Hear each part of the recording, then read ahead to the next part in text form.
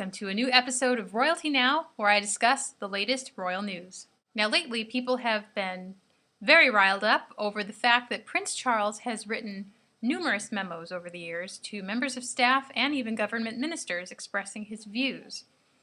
The problem a lot of people have is that they feel that Prince Charles's views are too frank, and that this might cause a problem in impartiality when he becomes king. Now, I don't know about you, but I feel that Prince Charles, once king, would probably know how to toe the line.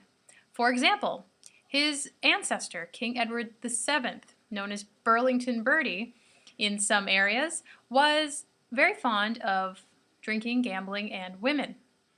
He was such a randy lad that he caused Queen Victoria and Prince Albert years of headaches, and they didn't think he would amount to pretty much anything. He proved beyond a shadow of a doubt that he was quite a competent monarch. Gone were the days of his debauchery, and in his place came the suave, sophisticated man who was actually quite skilled in diplomacy. My point is that Charles, in his role of Prince of Wales, is a different man than Charles as king. But let's just back it up for a minute and take a look at some of the things he has spoken about. Charles has criticized various areas and promoted others.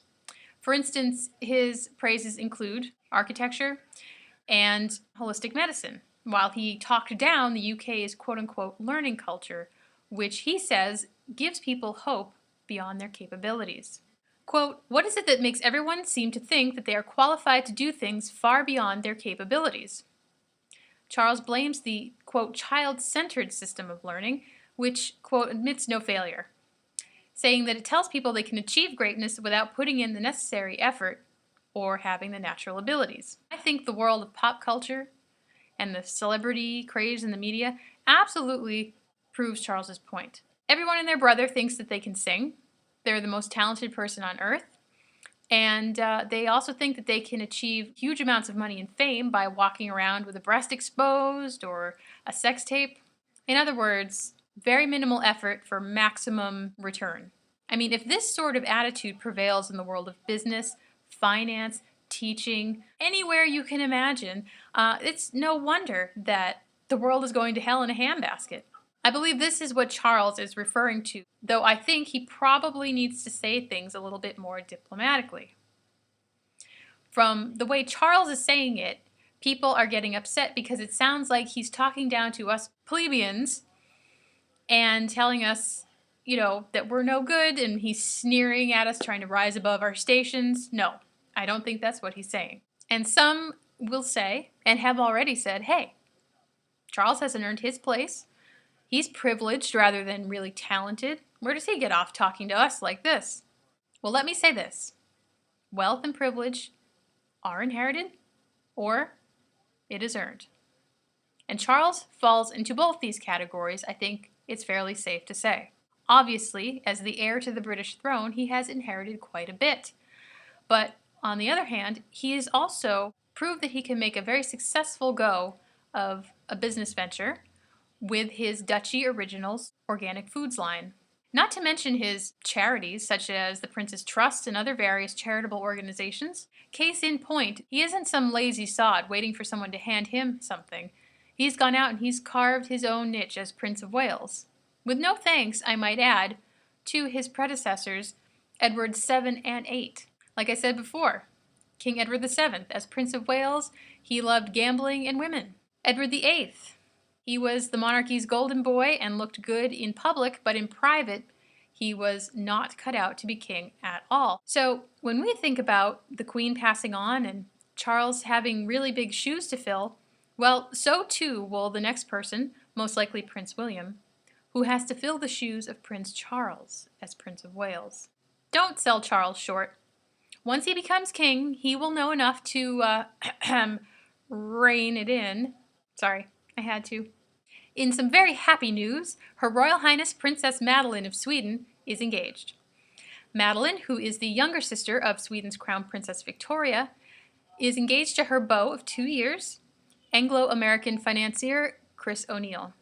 Madeleine and Chris became betrothed when Chris presented her with a stunning solitaire diamond ring earlier in October.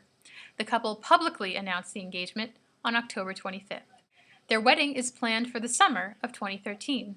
I'm very happy for Madeleine, as I'm sure many of you are. Madeleine's first engagement to Jonas Bergstrom ended in tears when it was revealed that he had had an affair. The princess broke it off and moved to New York, where she worked and has worked ever since at the World Childhood Foundation. She met Chris while she was in New York, and the pair hit it off, and 2 years later, they are betrothed. So congratulations and many best wishes to the happy couple. The Queen had a brother. Almost. A new memoir claims that the current Queen Elizabeth II did in fact have a brother, but is it true? According to Group Captain E.E. Vielle, who is publishing his memoirs, his friend, squadron leader Walter Basiegel, buzzed a party of people in the garden of a mansion in Scotland. One of the people was a pregnant lady who turned out later, he revealed, to be the Duchess of York. Vielle claims that Basiegel told him he buzzed these people, sweeping low in a small aircraft, and flew off. Later he found out that it was the future Queen Elizabeth, pregnant with a boy. Because he'd given her such a scare, the Duchess of York miscarried.